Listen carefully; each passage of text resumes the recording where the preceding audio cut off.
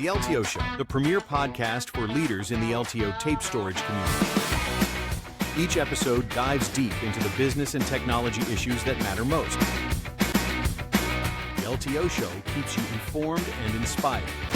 Be part of the future of storage today. Welcome to the LTO Show. As we kick off part one of our end-user series entitled It's Not All Backup, we interview Carl Watts, storage architect and IT specialist with the Library of Congress. Carl brings a fresh perspective for us today around long-term content preservation and traditional views on backup and data archive. While Carl's approach borrows heavily from the digital preservation initiatives practiced at the Library of Congress, the principles should be considered by everyone tasked with data protection for any organization. Today, we'll cover Carl's outline for data protection based on his premise that backup, statutory preservation, and long-term content preservation are three different beasts with different goals, owners, and technologies. His premise starts with backup, short-term version safety copies of systems and data for operational recovery, like ransomware, hardware failure, and user error. Then he covers statutory preservation, legally required retention and immutable copies of specific records to meet laws and regulations and to support e-discovery. Then long-term content preservation, curated, documented, and managed storage of content so it stays complete, findable, and inusable for many decades. And we'll also discuss who owns these tasks in the corporate environment. What are the governance steps required to maintain the integrity of the archives? Backup, primarily an IT infrastructure requirement. Statutory preservation, legal and compliance drive requirements here. IT implements and operates. Long-term preservation, while preservation is owned by IT, an oversight committee must be in place to make sure that the organization is properly managing the important IP of the business for long-term security. So stay tuned for our interview with Carl, where we discuss why it's not all backup. Carl, thanks for coming back on the LTO Show. Good to see you again. Good seeing you too, Pete. So today we're talking about some of the differences between backup, recovery, compliance, and actual data preservation. And I wanted to start by asking you, why can't we just back up everything forever and call it preservation? Well, the primary reason is backups are regulatory. You're required to hold certain data for certain periods of time. And yeah, you could do that, but let's say that you get into a situation where somebody wants to do discovery. Now you've got to go through anywhere from, 1 year to who knows how many years worth of data to get them. Now they've got more data than they'll ever actually more data than they'll ever ask for. And two, anything that could incriminate you is basically a phishing project. So, the last thing you want is to hold on to it. The other problem here is most people have finite amount of space. Granted, now tape is cheap, but you only have so many slots. And it's not a good idea to hold on to things forever unless it's part of the intellectual property of your corporation or agency. All right. So to set this up, let me ask you for the three definitions and make them one sentence answers. Definition for backup. Definition for backup is operational data that you need to be brought back on a daily or weekly basis. And that would be the backup that's tied to your recovery point objectives and your recovery time objectives and all that, right? Correct. And that's usually when your user comes to you and says, I need a document X at X time. And you're retrieving it for them because they either deleted it or overwrote it. All right. Definition for statutory preservation. Statutory preservation is one of those government taxes that we end up with. So you've got GDPR, you've got HIPAA requirements, you've got Sarbanes-Oxley, You got art, certain agencies have got compliance requirements for how long you have to hold on to email. So all these things have a legal requirement to them. All right. Third one, long-term content preservation. Long-term content preservation, the crown jewels of your corporation or agency. It's basically the data that you want to hold on forever. And it's usually part of what we would refer to as a collection. So who owns each? IT, legal, compliance, or whoever isn't in the room? Which poor soul actually owns it? Or are we just playing hot potato with terabytes here? Well, the quick thing here is that backups are an IT function.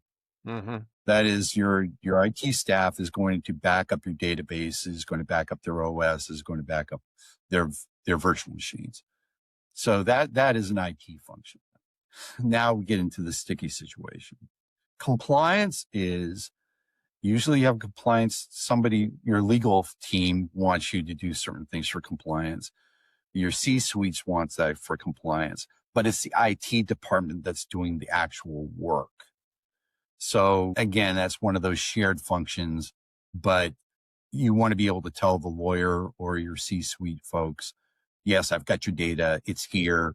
It's on this system. And then you're setting the policies accordingly to meet that regulatory statute. And then on preservation, again, it's usually an IT function to maintain the system, but there are usually curatorial folks that are associated with that data. So that data is put in place by, engineering team, collections teams. In the case where I work, we've got 20 some odd collection teams that provide we provide them locations to put their data, and then the IT department handles pushing that to the right data stores. Now, on these three, again, backup, statutory preservation, and long-term preservation, how do the time horizons differ? On backups, you'll have a policy within your organization. Some organizations have a 1-year policy. Some will go up to 5 years on backups. On email, then you get into statutories or quasi-statutories like email. For certain email, you'll have a 5-year horizon. So you're holding on to it. Some of them have a 10 or 20-year horizon on email, believe it or not. But those are set by policies. And then you get into regulatories that can be on HIPAA, it goes anywhere from 5 years to the life of the patient plus 10 years due to legal requirements. And then on preservation, until the customer tells you or until your organization says it's time for it to be removed, which means it could be anywhere from 10 to 100 plus years. Yeah. Wow. And you're going to be migrating that data forever. So what's the core question each function answers? If I boil one down to the one question it must answer, what are they? So backup. Can I get to my data? Can I get that file that I wrote yesterday back today? All right. Statutory preservation. If the legal team comes down and says, we want you to pull out the following information for discovery, you need to be able to do that. Okay. Long-term preservation. I put something here 10 years ago and now I can't find it. So, or That's where is it? I've had to go through that one before. So I put it here 10 years ago and my name was X, and oh yeah, I can get to it today. Uh-huh. So it came up before, but where do RPO and RTO fit into this? So your RPO, RTO primarily are going to be in your backup spaces and in your regulatory spaces. You're going to get told, we want to be able to get back to a backup. It needs to be done. We need to be able to get to first byte within X amount of time. And we need to be able to get the facility, let's say a server goes down, backups need to be able to be restored within X period of time on this machine, where on this machine, it might have a different time horizon. And for statutory preservation, it's different, right? In statutory preservation, it's a lot different. So preservation is fairly simple. Can I get to it today or tomorrow? Because it's data that they put in and they don't expect to get to it unless you got an active archive, which then you have an time to first byte can be anywhere from a half hour to days on that. Regulatory side, once it's gone past its backup function and now you're in regulatory, I need to be able to get to the data usually within minutes to first byte.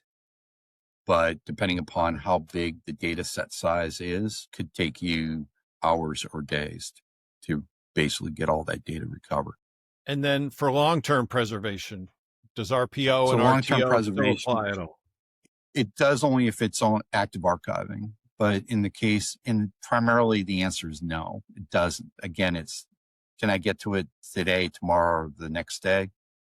It depends on how online you put your systems and what storage setup you've got put together. All right, another question. Are snapshots backup? Technically, no. You can do snapshots, but usually what you're using a snapshot is to do your timing, and then at that particular time, then you back up the snapshot. So it's just a way of speeding up your backups so that you can get them done faster, but is not an actual backup. So what storage technology screen backup as opposed to archive? What are the classic backup tools so I can stop calling them archival solutions when I'm talking to vendors or coworkers? So the first thing you're looking at is anything as they start using the word scheduled jobs. Scheduled jobs is we're going to take data from point A and put it into our backup. That's not how you handle archiving. It does handle things like compliance. Virtual libraries, which basically use disk drives as a library space versus using an actual tape library.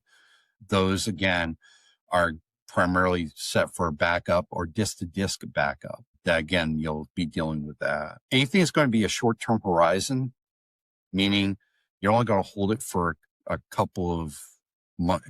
year or less or more, but you're not going past, let's say, 5 years. Now you're really talking about a backup product and not an actual preservation or long-term storage product. So what does statutory preservation need that backup doesn't? What special toys does statutory preservation demand? Well, first of all, it'll require encryption. You also want to be a write once, read maybe, or as they call it, worm, which is write once, read many, but really it turns into read maybe space. You also want to be able to provide a chain of custody. What server did this reside on? And you want to be able to track that all the way through the life cycle of the actual data, so that when you go to discovery, you can say is it was here, here, here, and here, and also have the ability to provide what we refer to as fixity or hash verification of the data, so that you can say is this data has not been changed or altered over since the day it was received to the time we're providing it to you. So, Carl, what makes long-term preservation different from just cold storage then? Isn't long-term preservation just stick it on the slowest tier and don't worry about it? Well, a lot of people think that. And the quick answer is not really. You're looking at, you have to provide fixity for the files. Again, you have to do some sort of either CRC32 or some other hashing algorithm to be able to prove against bit rot. You're going to have to do verifications of that data every once in a while, whether that's depending on your size. You'll pick a certain amount of data that you're going to bring back to do verifications on. You'll have to also look at format. In some cases, you might be looking at changing the format of the data that's been preserved, because you end up with format orphans. You might have stored everything as JPEG, and now everything is being stored as JPEG 2000s. That means that or you're saving as TIFF images, and you might decide to save storage space and start saving it in lossless JPEG 2000s. So format changing is sometimes required. And there's usually basic sets of rules or policies to managing all this data. Now, in some aspects, that is similar to the last two, But now you're looking at, you're not doing any deletes. You're basically storing it for the life of until somebody physically tells the system to delete it versus a policy-driven delete. And you told me in some of our prep, you said cold storage without curation is just cheap hoarding. And that stuck with me. So why is keep every backup forever a bad legal strategy? If more data is better, why not just hoard your backups like a digital dragon? Well, first of all, again, we get back to that discovery issue. So the longer you hold on to the data, the more data that you got to bring back in discovery. So, but get past that legal issue. Do you really need a system that was built 10 years ago if that system is no longer around? So now you're hoarding data just for the sake of hoarding it. Yeah, maybe there is a reason why you wanted to hold on to it. Maybe it was a NAS device. But at that point, shouldn't you have curated that data out of the backup space and put it into a preservation space where it's actually usually cheaper than the backup space is? So curating the data that's in your backup is another strategy here. We hope you enjoyed Carl's innovative approach to defining data protection for digital assets in the first half of part 1 of our end user series. We'll be back with the second half of It's Not All Backup featuring Carl Watts next time on the LTO Show. You've been watching the LTO Show. Thanks for joining us.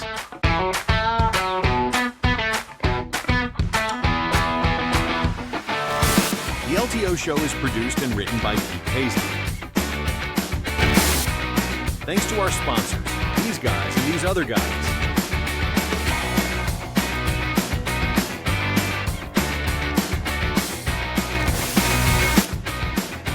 Don't miss our next episode coming soon. We feature industry leaders in data archiving that supports LTO storage.